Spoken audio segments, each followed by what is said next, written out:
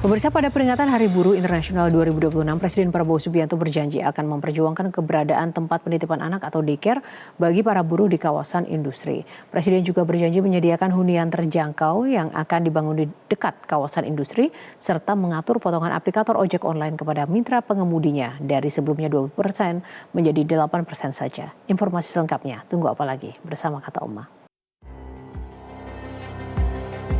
Presiden Prabowo Subianto memberikan kado istimewa bagi para buruh dan pekerja pada peringatan Hari Buruh Internasional atau May Day 2026 yang dipusatkan di kawasan Silang Monas, Jakarta Pusat pada Jumat 1 Mei 2026.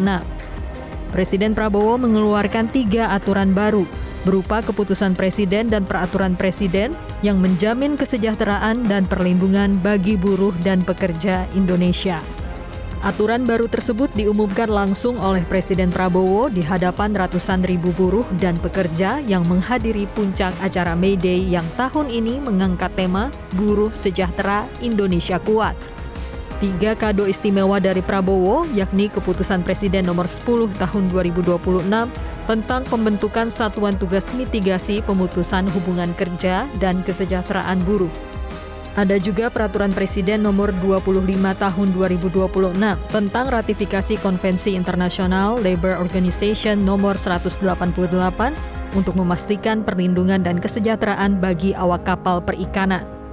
Presiden juga mengeluarkan Peraturan Presiden Nomor 27 Tahun 2026 tentang perlindungan pekerja transportasi online yang mengatur perlindungan jaminan sosial bagi pengemudi transportasi online, termasuk pembagian pendapatan yang sebelumnya 80% menjadi minimal 92%.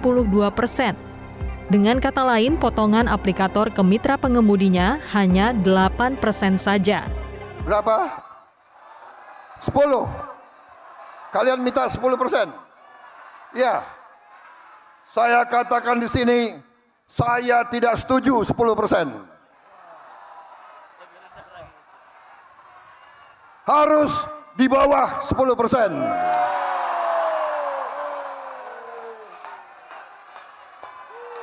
Enak aja. Lo yang keringat, dia yang dapat duit. Sorry aja. Kalau nggak mau ikut kita, nggak usah berusaha di Indonesia. Terbitnya Perpres baru untuk melindungi kesejahteraan pekerja transportasi online tersebut disambut positif oleh para pengemudi ojek online. Ya, saya sangat benar-benar setuju banget gitu ya Bang ya. Karena kan untuk sekarang kan tarifnya di atas 20% tuh. Kalau pemerintah bisa menekan untuk potongan harganya sampai 8% Bang, wah kita sangat setuju banget Bang. Setuju banget, cuman kepengen saya jangan cuma wacana doang Bang, buktiin. Ya buktiin lah Bang, kalau wacana dari dulu juga wacana mulu Bang. Pada momen yang sama, pemerintah juga berencana untuk segera membangun kota-kota baru, termasuk 100.000 unit rumah susun yang terintegrasi dengan kawasan industri untuk memenuhi kebutuhan hunian para buruh dan pekerja. Presiden Prabowo juga berjanji akan memperjuangkan keberadaan tempat penitipan anak atau daycare bagi para buruh di kawasan industri. Dari Jakarta, Tim Liputan Metro TV. Aplikator ojek online GoTo menanggapi pernyataan Presiden Prabowo Subianto yang meminta potongan tarif aplikator di bawah 10%. Direktur Utama GoTo Hans Patuwo dalam keterangan tertulisnya menyampaikan akan mematuhi peraturan pemerintah termasuk arahan Presiden Prabowo terkait perlindungan pekerja transportasi online. Namun, GoTo saat ini juga masih melakukan pengkajian untuk memahami detail implikasi serta penyesuaian yang diperlukan terhadap kebijakan tersebut. Perusahaan juga menyatakan akan terus berkoordinasi dengan pemerintah dan pemangku kepentingan agar kebijakan ini dapat berjalan seimbang, baik bagi mitra pengemudi maupun juga pengguna layanan.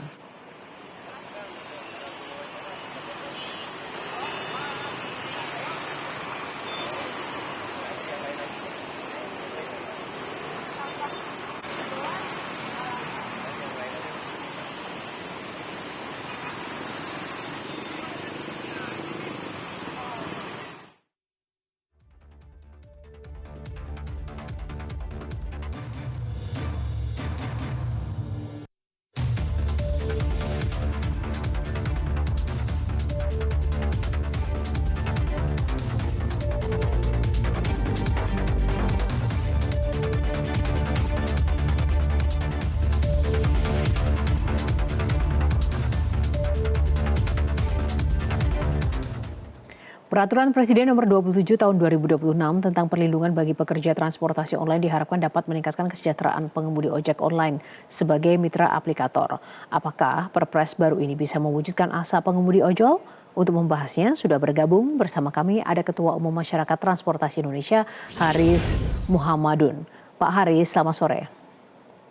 Selamat sore, Yohana. Pak Haris, bagaimana Anda melihat urgensi Perpres ini bagi ekosistem ojek online, Pak? Ya, MTI memandang tentunya pelaksanaan daripada Perpres ini perlu disimulasikan lebih lanjut karena tentunya masyarakat transportasi Indonesia harus berada di semua yang terlibat di dalam pelaksanaan ini. Artinya adalah di sini kan ada pengemudi, lalu kemudian ada masyarakat yang menggunakan, karena kan keberadaan ini kan digunakan masyarakat di first mile dan last mile.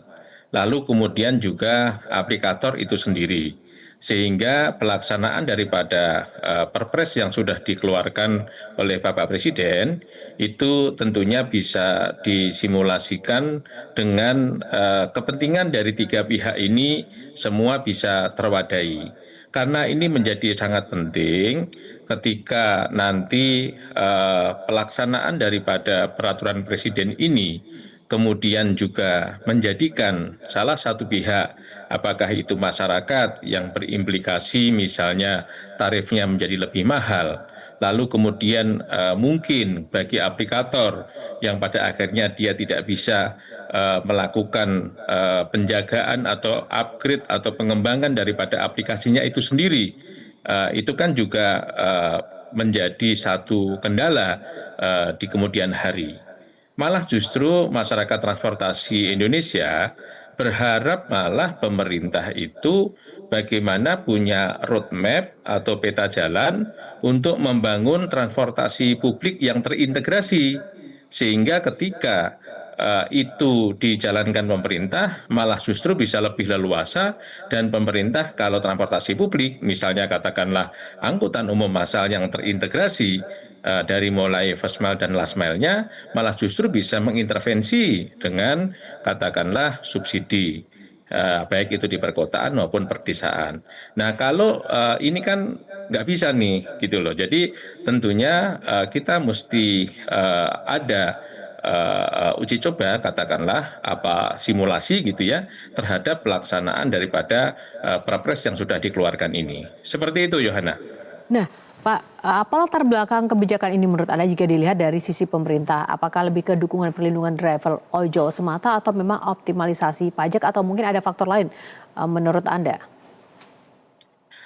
Saya pikir diskusi-diskusi mengenai perlindungan pekerja, terutama dari sisi gig ekonomi, yang perlu dipahami terlebih dahulu adalah bahwa pekerja online atau transportasi online ini kan dalam klasifikasi perekonomian itu kan dikenal dengan istilah gig ekonomi, di mana kalau gig ekonomi itu dia punya karakteristik ya kontrak katakanlah bisa jangka pendek, lalu kemudian mereka juga bisa bekerja secara mandiri.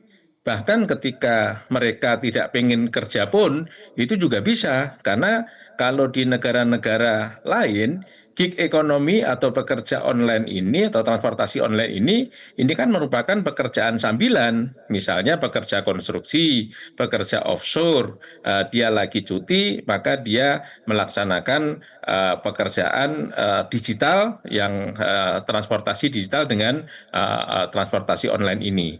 Tapi kalau di Indonesia kan ini tidak, ini justru bukan pekerjaan sambilan, menjadi pekerjaan utama. Nah, kalau ciri-ciri gig ekonomi ini kan lebih kepada freelance, kerja sambilan, dan tidak diatur secara ketat dengan aturan pekerja konvensional. Nah, kenapa tadi MTI memandang lebih tertarik sebetulnya pemerintah mengeluarkan atau membangun atau roadmap misalnya transportasi umum massal yang lebih terintegrasi dari mulai feedernya termasuk first mile dan last mile-nya dengan mengganti angkutan publik. Nah, ini justru pemerintah bisa masuk dari sisi intervensi subsidi, sehingga tadi perlindungan kepada pengemudi atau pekerja transportasinya juga menjadi pekerja konvensional, kemudian kontrak-kontraknya juga jelas gitu kan.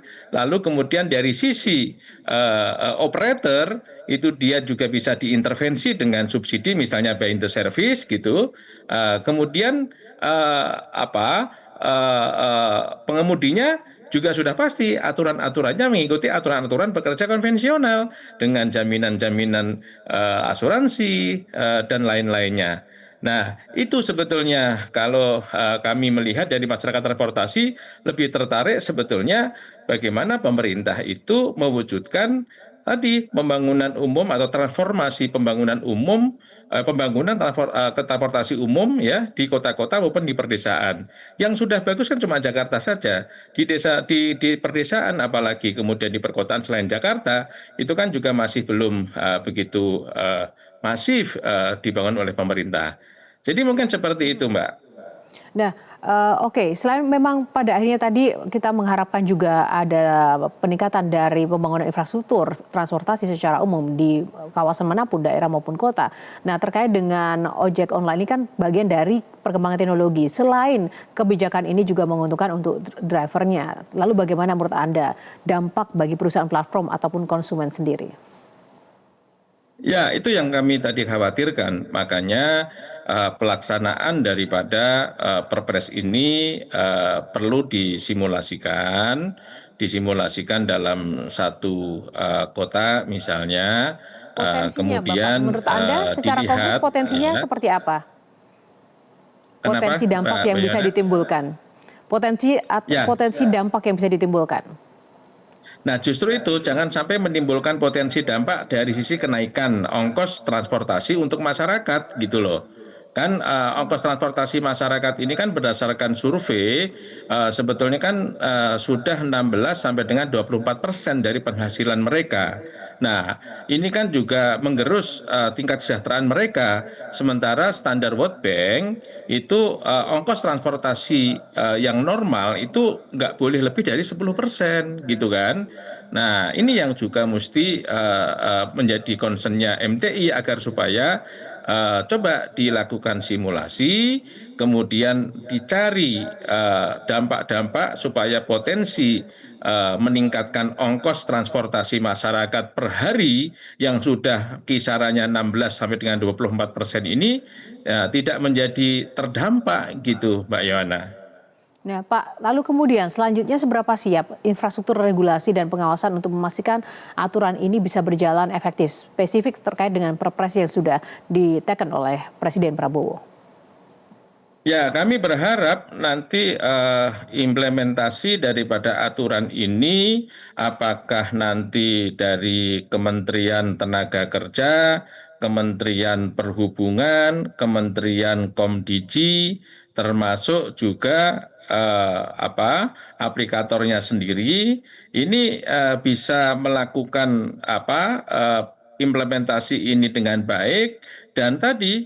Jangan sampai pesan masyarakat transportasi Indonesia ini malah justru berimplikasi pada peningkatan ongkos transportasi bagi masyarakat. Yang justru kita mau menekan ongkos transportasi dari 16 sampai dengan 24% menjadi kurang dari 10%, yaitu dengan penyediaan transportasi publik, ya. Tetapi dengan transportasi publik malah belum dilakukan pembenahan atau transformasi, tapi dari sisi online yang sementara ini digunakan masyarakat, ada pelaksanaan Perpres ini yang berimplikasi satu sisi pengen menaikkan kesejahteraan pada masyarakat pengemudi, tapi justru masyarakat pengguna menjadi terdampak. Seperti itu, Yohana. Baik, Pak Haris Muhammadun, terima kasih untuk ulasannya bersama Metro hari ini, Pak. Kita akan tunggu seperti apa progres implementasi dari kebijakan Presiden kali ini. Terima kasih waktunya bersama Metro hari ini.